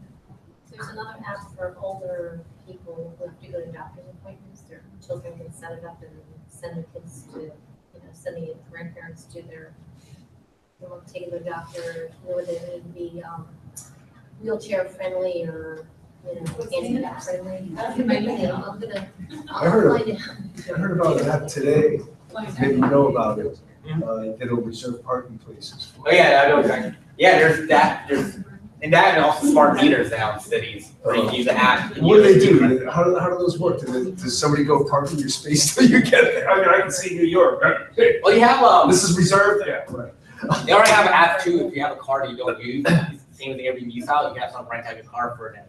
Yeah. So I mean, yeah, the crowd sharing economy. It's also another huge market right now. So. I'm so jealous. The kids today are going to grow up with such a competitive advantage over me. I'm going to be so obsolete so quick. I love to do it. I have a 4-year-old cousin who tries pinching zooming magazines because he grew up with like the iPad, so there's like one. Oh, so, have you seen This Is a Book video? It came out like 5 years ago. It's on YouTube. It's going to be like an episode of Black Mirror reality. Oh, any other questions? All right, thank you guys.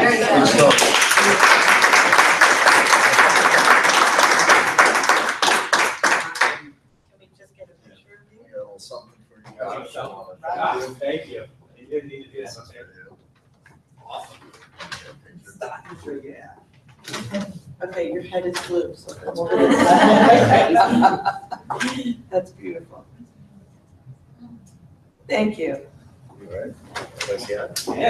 Some food. Hang around. I'll hang around for a few minutes and yeah, I'm good interaction with Brian before I head in. Very nice. Yeah. I'm so excited you guys are doing this. School can put more emphasis in this, so the future. So.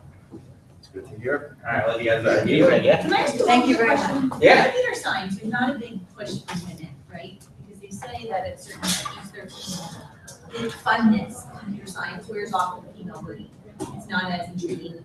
I actually said, I have two things already going with this. Yeah, in some research, yeah. So, the currently text is so male dominated, especially like white male dominated, that it's been a huge turnoff as well. So there's a lot of things like co-works in Asbury Park, but this is a big movement by Apple's where they focus on a very early age and make it so it's gender neutral, so everyone wants to get involved no matter what background, which is being very disruptive because the issue is a lot of companies realize you can't fix from the top down. it's kind of like this cultural mindset, like you start from the bottom up. Kids growing up being associated with all their kids doing tech, it's just cool, period. And that seems to be something that's really helping, but it's a long-term fix. It's like 20 years that can help make a substantial fix. But then there's also HopeWorks, so this is just an example. HopeWorks in Camden. Yeah.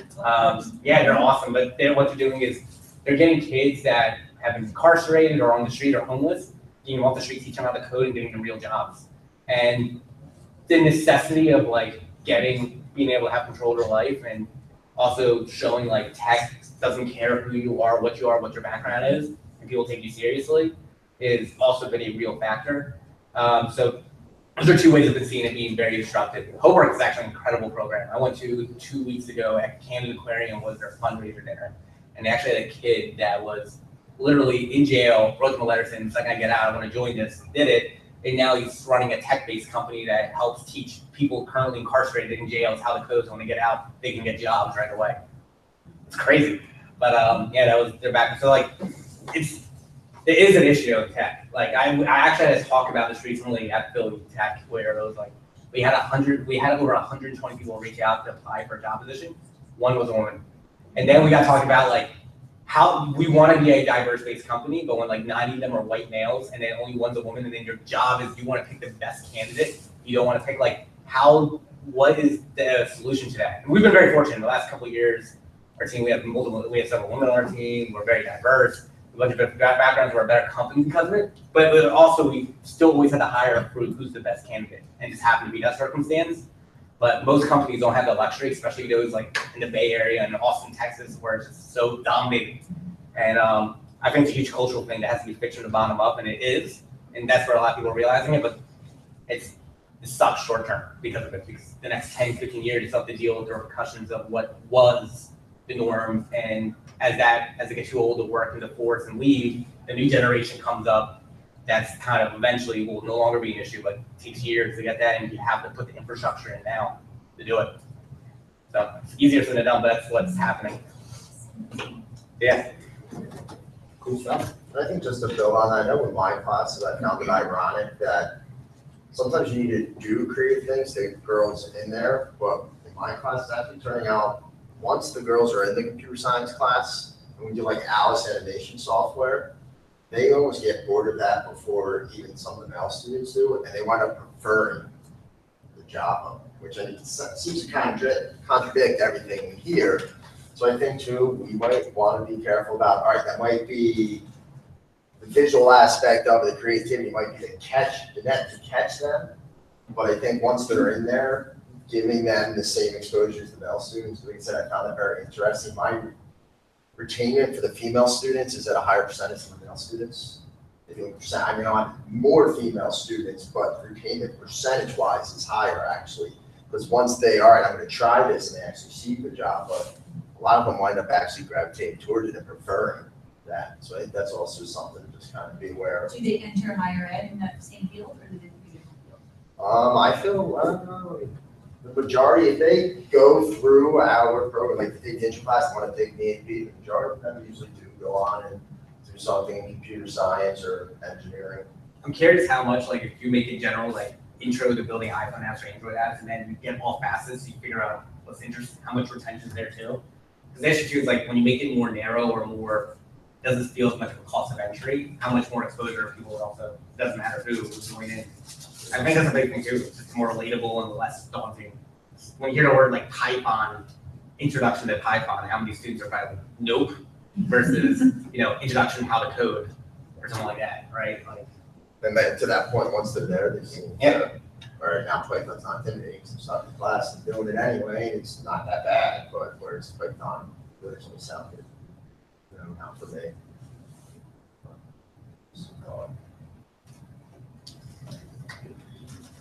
I'll let you do you. Thank you very much. Thank you, Josh. Thank you so much, Josh.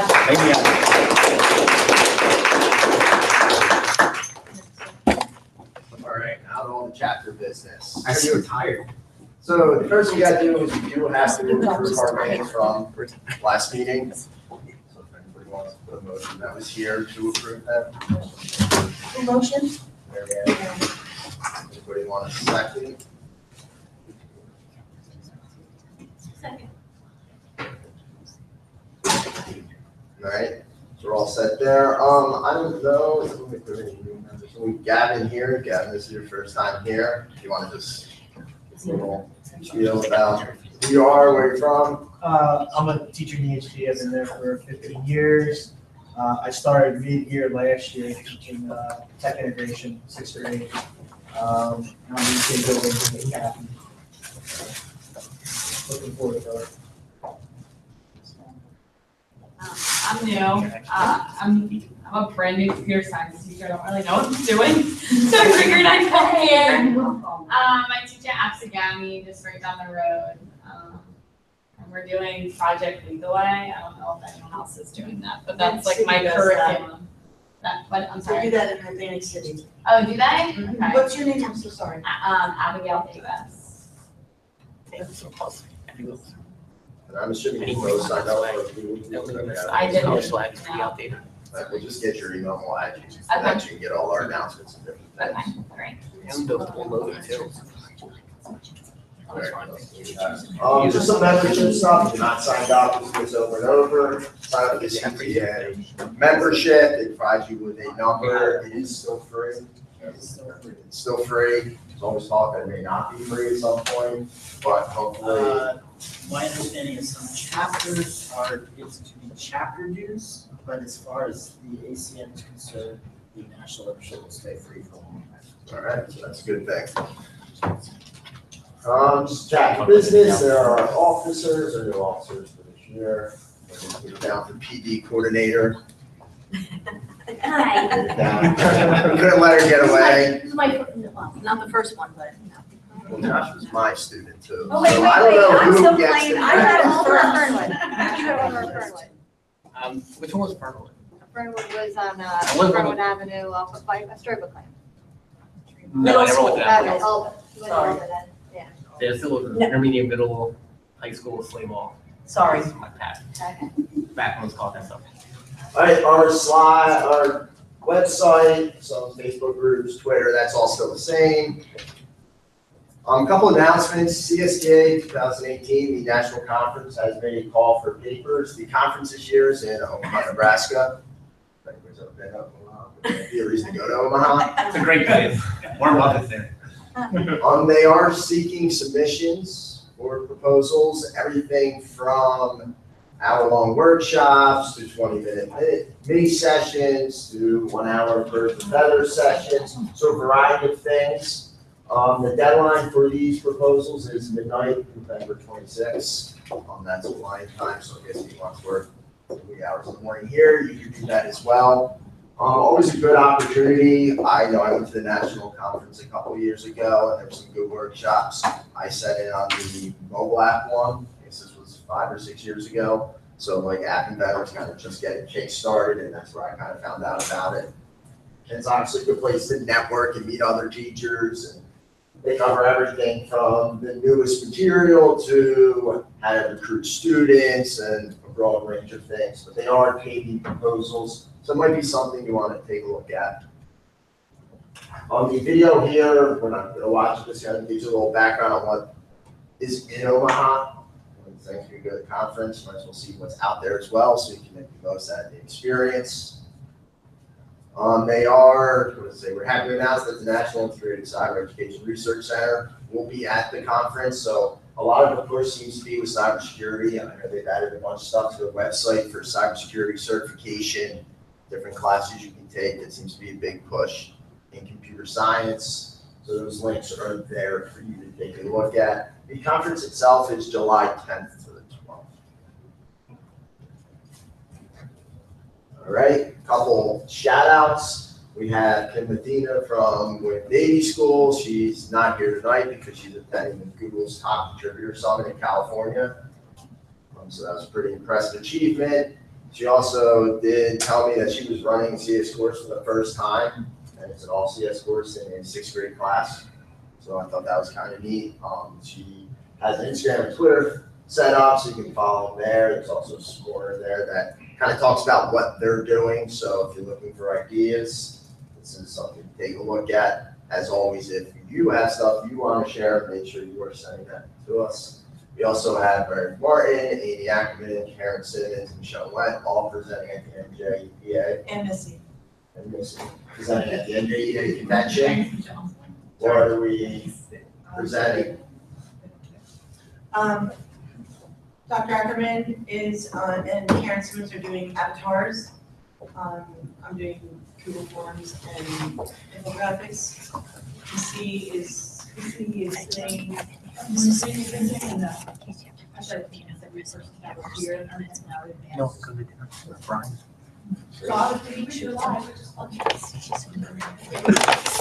Maybe do some of those at one of these. A lot. Yeah. I think about 5 to 6 hours to get through fine motor skills. That should be a little long. Don't have the fine motor skills, you're going to be. Right, so lots of good stuff, obviously. One thing I did want to mention, Mary Pat is running her first coding club. So let's do that. Well, actually, it's the 3rd year, Third. but I will give you some hope. There are 18 students, which is about 25% of the 5th and 6th grade class over at the Dawg. I use Google CS First for the 6th graders and code.org for the 5th graders. And out of the 18 students, only 4 of them are boys and 14 of them are girls. Wow. And I cannot beat them away with a stick. That's great. They say things like, can't we do this twice a week?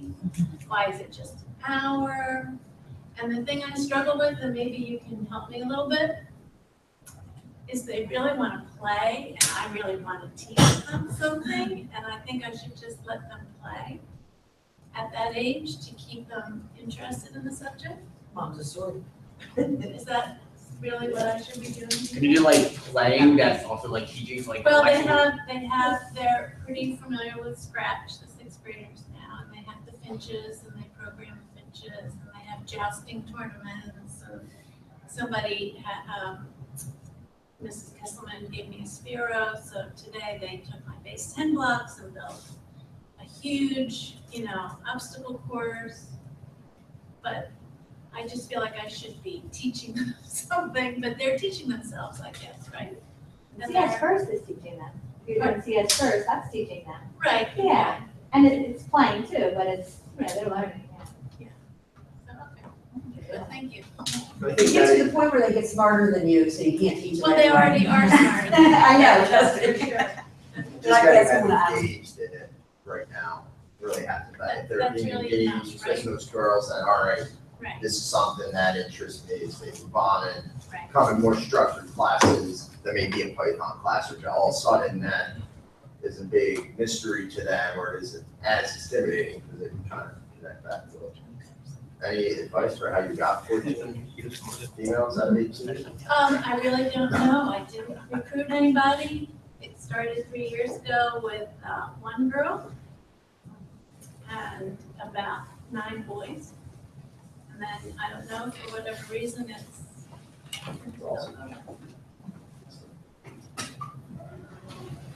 All right, some other announcements with computer science education. I'm sure at this point most of you have heard about this, but we had the announcement from the federal government that they are going to earmark $200 million per year to commit to computer science education, which is a hefty amount of money, so that's good to see. And then there were several companies that pretty much kind of matched that announcement the next day. They said they were going to fund $300 million for K-12 computer science education.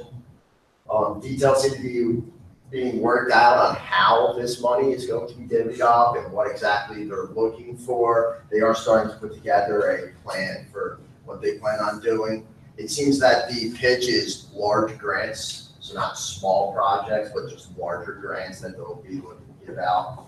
So it's always good to kind of think about how maybe you can come up with something that goes outside of just your classroom, how to make it maybe your district, and possibly reach in on some of this money. There are the 2 links there where you can read about these announcements, but it's positive to see both the government and companies saying, hey, we need this education, we need computer science, starting from the ground up. Another announcement from the national group, the CSTA advocate is back. Doug Berman, who's the 9 to 12 teacher board representative, is going to be the editor of it. making sure there's news stories, different things that teachers are doing in computer science. So this, like I said, could go everything from classroom lessons to recruiting techniques to professional development being offered.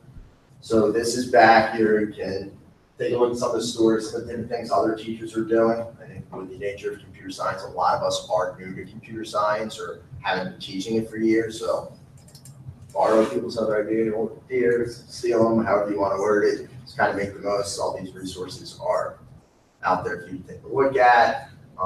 Just last week, Deborah wrote an essay reflecting on participation in CS for All Summit. Right? What exactly does that mean? So there's lots of good material out there, lots of good reading out there, lots of things happening in CS education to kind of expand this. So this is all great stuff. PD events, resources, as always, this is our normal side here with some of the cybersecurity, professional development certificate. I mentioned that, like I said, CSTA seems very big on that. Seems to be a niche that they are looking to support.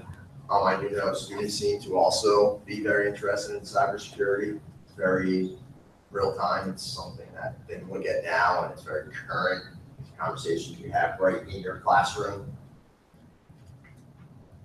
Some other specific things, we do have the TCNJ Center for Excellence in STEM Education. They still have their ongoing workshops that we've been with this slide before. They are looking for presenters, in-person, webinar presenters.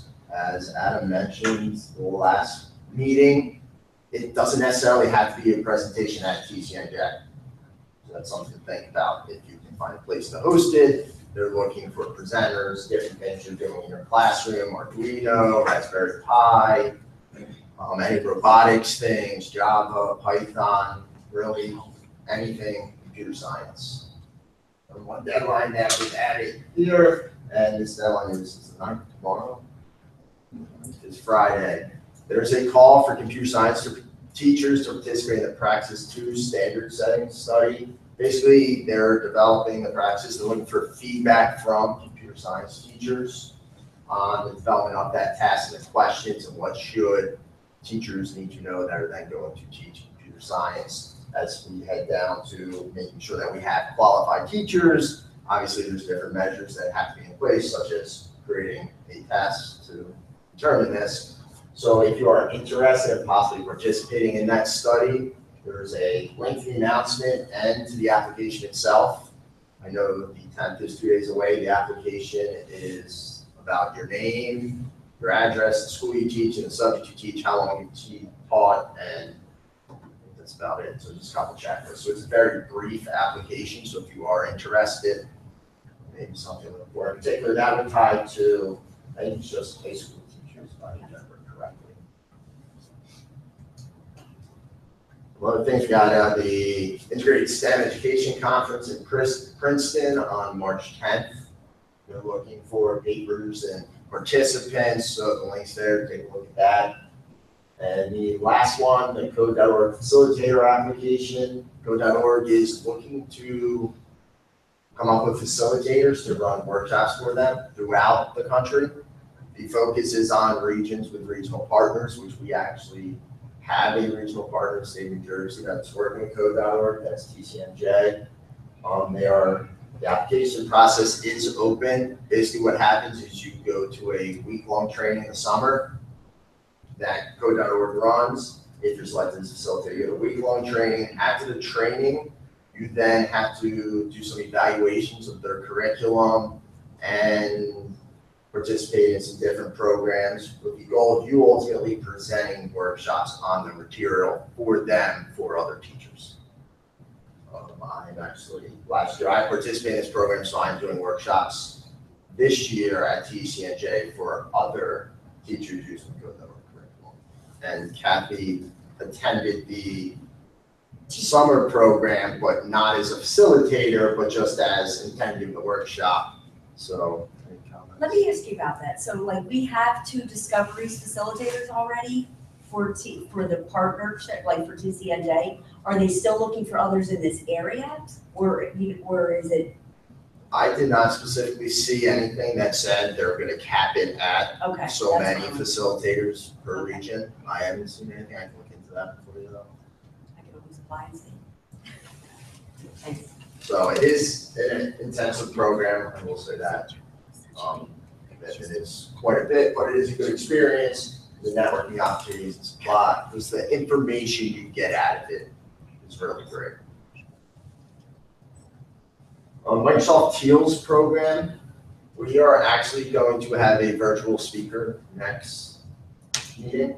We set that up. I'm not actually We're not gonna here, have a virtual speaker. not in January, I won't be here. Right, so You have to make it for we will work on the that. March date. I'm trying to make that March. But basically what Teals is, it's part of Microsoft where it's a program, they will set you up with mentors and different tech professionals, and they will work as volunteer instructors within your classroom. So there's links there that you can take a look at. There is a virtual info session on December 12th. And the basics of it is there's 3 ways they do it. They will team a novice teacher up with a professional or computer science person that is the master, and the teacher will kind of just be the one that knows the teaching aspect of it. So maybe you don't know computer science, but you're teaching computer science, because it's thrown on you. They will set you up with somebody to come in and teach the material, and you're kind of the expert in, all right, how do we convey this to the kids? Their other system is they can set it up where it's more like a guest speaker / real world connection person, where you're just teaching your course, but periodically this volunteer who's in the profession comes down and does a project with your kids or shows you something. They come to the school. They will also do a virtual sessions if your school's capable of that. So they're just pretty much trying to give computer science teachers the support that may need it, that maybe aren't as confident in what they're doing. The co-teaching model does come with a price tag. I want to say it's a couple grand you have to pay because the person who's coming to the school. The other options are a little less expensive, but you do have to deal with the travel costs for the volunteer that's coming and any background check or anything else that's associated with it. But if that's something that your district was willing to do, or maybe you can find grant money for, I do think it's a good opportunity to get a professional in the room with you to try different things, especially for newer teachers or even just those of us that haven't been in the industry ourselves. Here we got the Google CS portal, some more programs to support and encourage students. All of this stuff is online. I mean, there's endless things here. I think the big thing, with pretty much the remainder of the slides and presentation today, is just all these resources that we want you to be aware of that are out there to help you. This is just, if you click on the picture, it's a link out to their thing. So when you access the slideshow through our website, all of the links are. Yeah, it's kind of just a click and explore thing, make sure everybody's aware of all the different things out there. You can spend time talking forever, but I think sometimes you just need to really sit down and kind of look it all over yourself. Some other announcements, South Stockton's the MAIT program, Master's of Art in Instructional Technology. Do we have anybody to speak to this today? No, it's still all completely online. They just always ask us to announce it, so we do. We do. I did that. Someone else in here? Yes. I did that. Highly recommend it. It was Not at the online. time. Not at the time. Right, online is definitely nice for them to go. It's also cheaper, it's $650 a credit, no extra, so it's pretty good for them. Quite doable. It's cheaper now than it was when we graduated. I mean, that doesn't usually happen. It gets more expensive, right? Just some upcoming workshops, if you actually go to the next one. Yeah.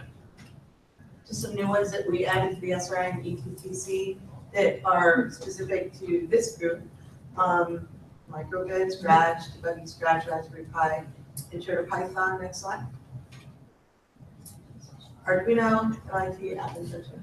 So we've got these workshops coming up. Phil and Gary will be teaching those. Next day's Monday, so we've got a couple left. Reading for anyone is closed, so I guess the only one that's left is the one at the bottom. Programmable robots. Okay. Right, stay smart. And I can't see what date that is. I know I'm teaching it. It's December 4th. Okay. All Some stuff there. Some CSTASNJ notes. We are trying to do a lot more with having the chapters communicate with each other. As many people realize, we now kind of have one massive email listserv going out. So I think it's kind of cool that we can see what the other chapters are doing. They get to see what we're doing. Get to decide, hey, maybe I want to go to their meeting. So definitely, hopefully I think you we have all. to take a field trip to Central Jersey's meeting now, because Go to we've been to Athens. 2 of ours so far. I think the rules are 3, then you get, Then we gotta take a field trip. required to go. So we are trying to do that. If there is something, obviously, if you see something in Central Meeting or Northern Meeting, if you want to go ahead and go there, obviously, they would love to have you there. I think the more cross collaboration we're doing with all our chapters, the more communication, and I were talking about that earlier before our meeting, just the stronger CSTA New Jersey is going to be. So we have our chapters where we are all kind of working together for the same goal.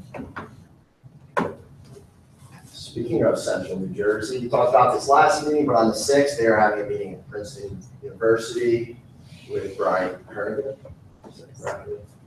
the professor of computer science from Princeton, going to talk about teaching computer science to both majors and non-majors, which has an interesting twist to it, because I know some of us have our students that love computer science and they're all in. We also have our students that are in it for whatever reason it might be, a graduation requirement, it's the class that gives them weight on their GPA, whatever it may be. It'd be very nice to get a prominent person's point of view on his experiences at a university like Princeton.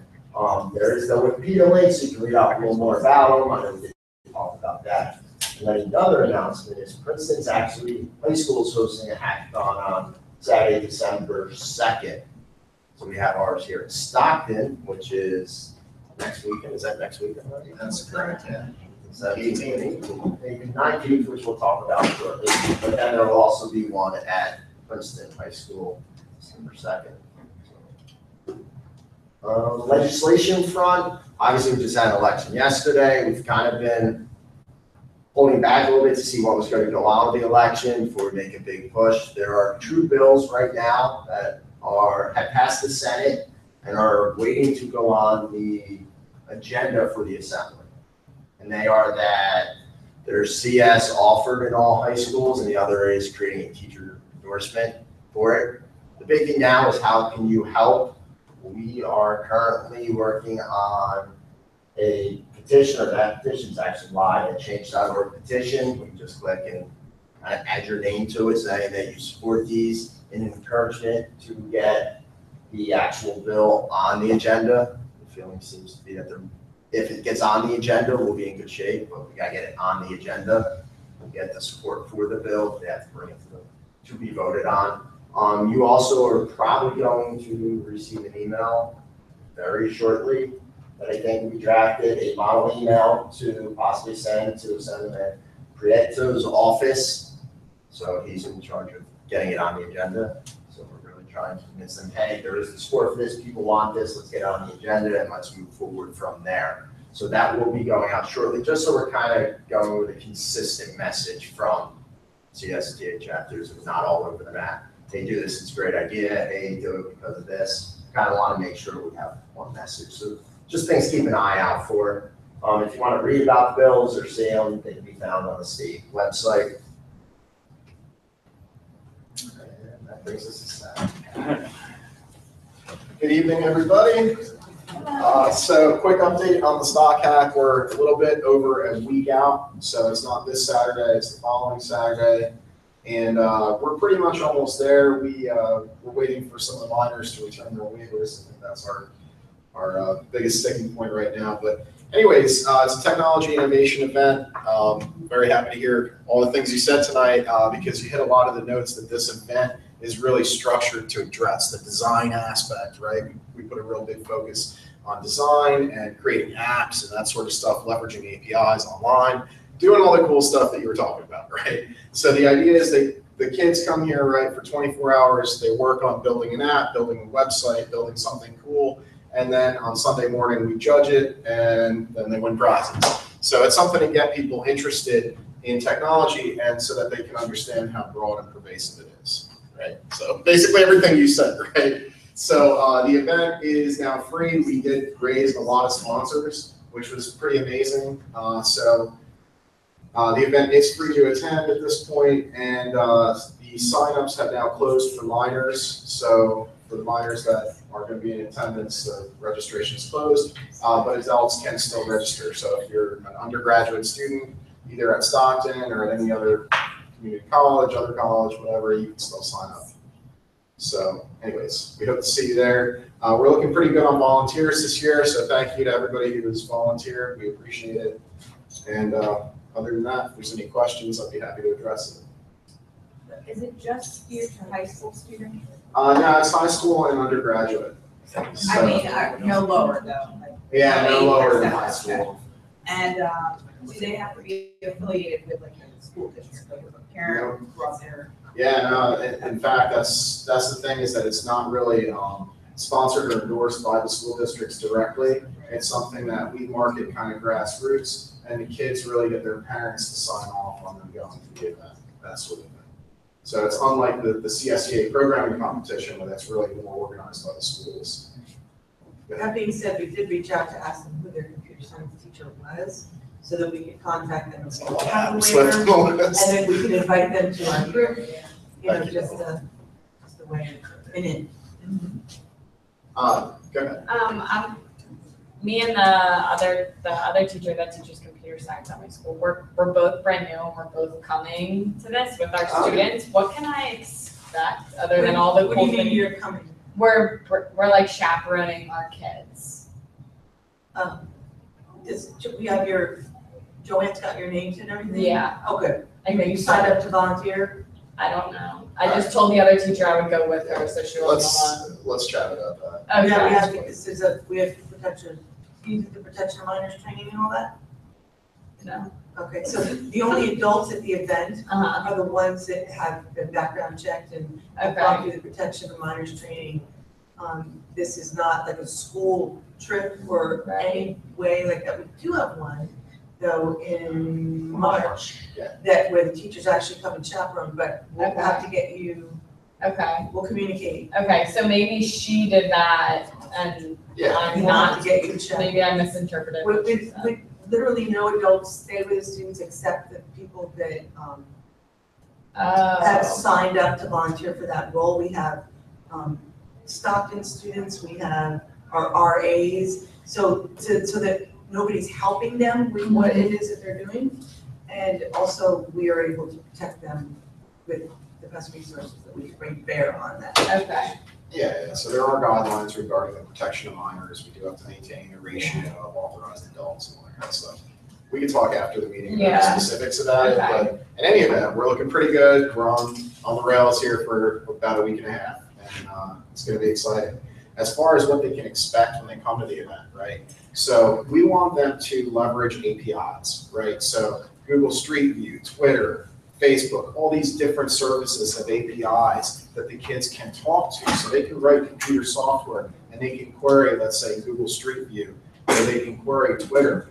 And the idea is that they can integrate these services very rapidly, in fact, to create something unique and innovative, to address some sort of problem. And we saw that happen to great effect last year, right? So in February, actually, it was this year. In February, we did the inaugural event, and we had a couple of really great apps emerge from the 24-hour period. One was a public safety app, and it addressed what happens if you're in a kind of a mission critical kind of situation and you need to reach out to a specific contact. 911 may not always be the best route, right? And that's essentially what they built this app around, is that you may have emergency contact precedents depending on your situation. So these kids came together, they leveraged some APIs, and they built a public safety app. Another one we did here was the Paro Tweeter app. I've talked about this a couple times before, but the idea is these kids wanted to create a web app where they could tweet out in any foreign language they wanted, right? So they would log into their web app and they would tweet something in English, and then they could select the destination languages that they want, French, Portuguese, whatever, and then it would tweet on their behalf in those foreign languages. So they integrated with the Twitter API, and they integrated with Google Translate to make that work. So the idea is that they're going to use these APIs to the extent possible to make it, something they can do in 24 hours, right? Because they have this time limit. So they're going to want to leverage all the technology they can to make it happen. So, exciting. I didn't have this when I went to Stockton. We're trying to step our game up, right? Speaking of which, though, if you're interested in this, we should talk. I can't do that teaching. My dad actually come down for me. Yeah. I definitely, if you need any volunteers, they want to help. All right, we get a couple more slides, so let's get to them real quick.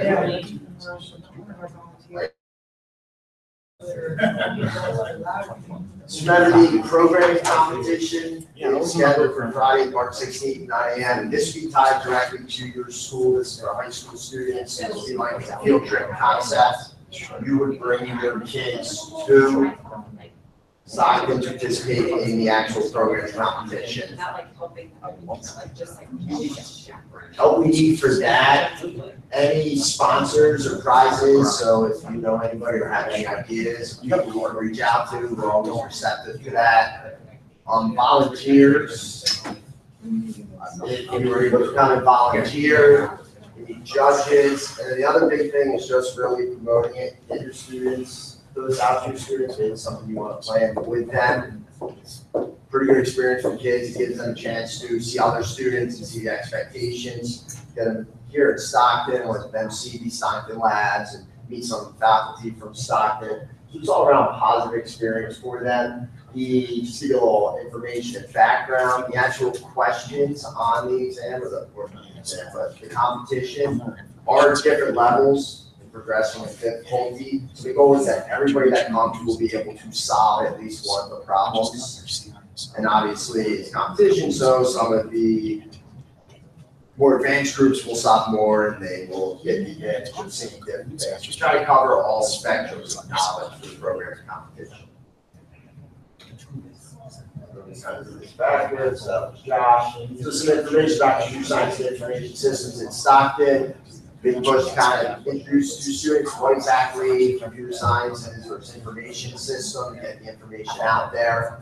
So maybe direct some of your students to this webpage so they can start getting better understanding of why Stockton, what does Stockton offer, what are the differences between all of these things. Lots of good stuff. I know that Prakash does a great job breaking this down so students can start to see the different pathways within computer science and information systems. This is on the website for CSTASNJ Chapter. Yep, I know it says, can you go back, if you just put in CSTASNJ, Google it, it's the first thing, can you go back 2 slides really quick? This one, this site, no, one more. This site is live, I just haven't compared it with our site yet. So we can start accepting submissions, in a day, like in a couple of days. They fill it very quickly, very, very quickly. So we have to establish how many people we can actually accept before we actually do start accepting submissions for that. Because we'll try and get a balance of as many school districts as we can, you know what I mean? Instead of having like one school like take it over. No, well, we can only fit so many students. So we still have to make those discussions as an executive team, and so then we'll, but it's coming. The site is up and we're just not gonna. I didn't send it out yet, so I just wanted to let us know. You got to send it out. No, I just finished the site the other day. Okay. You can go back, I'm so sorry. Make sure. All right, future meetings, January 10th, March 14th, May 9th. If there's any specific things that you would like to discuss in meetings, please let us know so we'll make this as useful for you as possible. Did I hear that Mary Pat's going to talk about starting a coding club?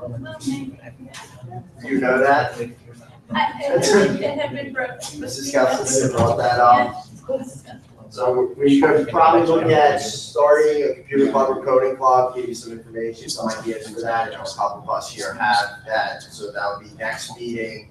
There's the other one, so said any feedback you can provide is what you need for us, what you want to get out of this. This really is to support computer science teachers and help you guys with your, what can we do to make everybody's life easier? If you look at our very third meeting when CS first presented virtually, that was a really good after-school club program. It's turnkey, very easy. That's exactly what I use, and that's exactly Yeah. where I learned about it. Oh. Want to go the overview of how it's. Oh, okay. Any other news, comments, questions? I should broadcast. Somebody else wants to take over that role. I won't be around. So anybody else is Google happy, Google friendly.